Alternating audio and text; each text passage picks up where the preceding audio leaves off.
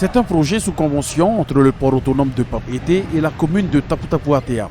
Il s'agit de la construction d'une grande pirogue à double coque, moderne, mais à l'allure traditionnelle, avec des dimensions adaptées d'environ 18 mètres de long pour 17 mètres de hauteur. Car en milieu d'année, elle devra rejoindre l'esplanade Tumarama au cœur même de la capitale de Papeete pour y être exposée au sec. Le ministre en charge de ce dossier a même fait le déplacement jusqu'à Tapu-Tapu-Atea pour voir l'évolution des travaux. À travers nos aménagements au niveau de la capitale, au niveau du port autonome, nous avons entrepris un aménagement avec 2 restaurants. Et donc nous avons voulu voir de plus près qu'est-ce qui pourrait symboliser quelque part non seulement l'aménagement, mais aussi l'accueil de l'entrée de la place, les touristes qui viendront donc à travers les paquebots découvrir en fait. C'est un peu comme Sydney, tu vois. Donc tu arrives, tu as l'opéra. L'opéra, symbole de la ville qui marque à tout jamais. Et donc, on a voulu marquer cet héritage de grands voyageurs qui étaient donc, nos Polynésiens de l'époque. On a fait une bonne partie déjà, c'est tout ce qu'il reste à voir. Ah ouais, à faire.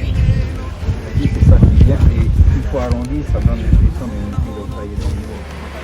Taillée dans du bois de falcata, connu pour être résistant et très léger, cette pirogue double sur 2 mâts, inspirée du modèle Pahi des temps anciens, ne pèsera qu'entre 700 à 800 kg par coque, selon les estimations de son concepteur et constructeur, John Rere.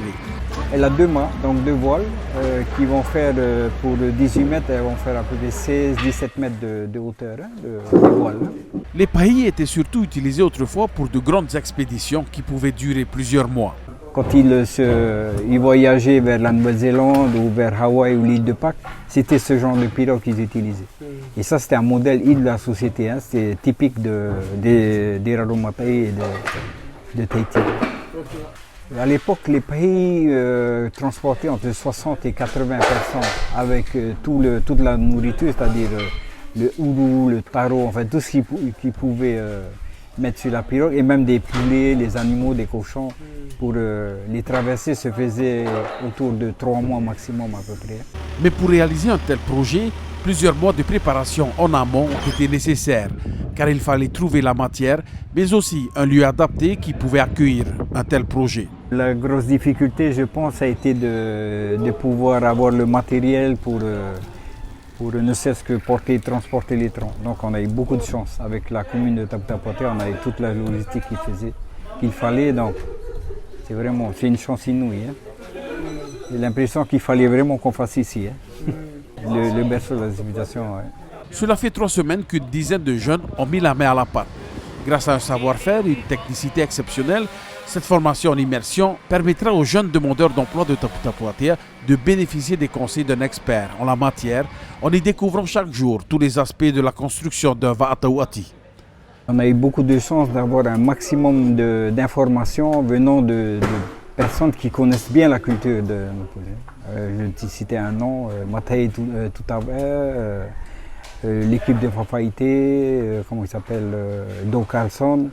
On a eu une pile d'informations qui ont pu nous faire avancer. Et notamment, on a eu un plan qui a été dessiné par James Cook en 1769 de cette fameuse pirogue double qu'ils appelaient à l'époque Pahi. Malgré quelques appréhensions au départ, il n'aura pas fallu longtemps pour ces jeunes de s'imprégner de ces savoir-faire. Au début, pour moi, je pensais que c'était très difficile, mais une fois qu'on a commencé la pratique, ça a été très facile. Si certains se sont perfectionnés durant ce stage, pour d'autres, c'est une nouvelle opportunité qu'il faudra saisir. J'avais jamais travaillé dans la menuiserie. Grâce à lui, à John Rere, il nous a donné son savoir. Je ne sais pas si c'était une chance, j'avais eu mon CPL et ensuite on m'a pris ici pour faire la formation et du coup ça allait quoi. Ça tombait bien. Par la suite, si j'ai une occasion de travailler dans le tourisme, surtout pilote, lagonaire et tout,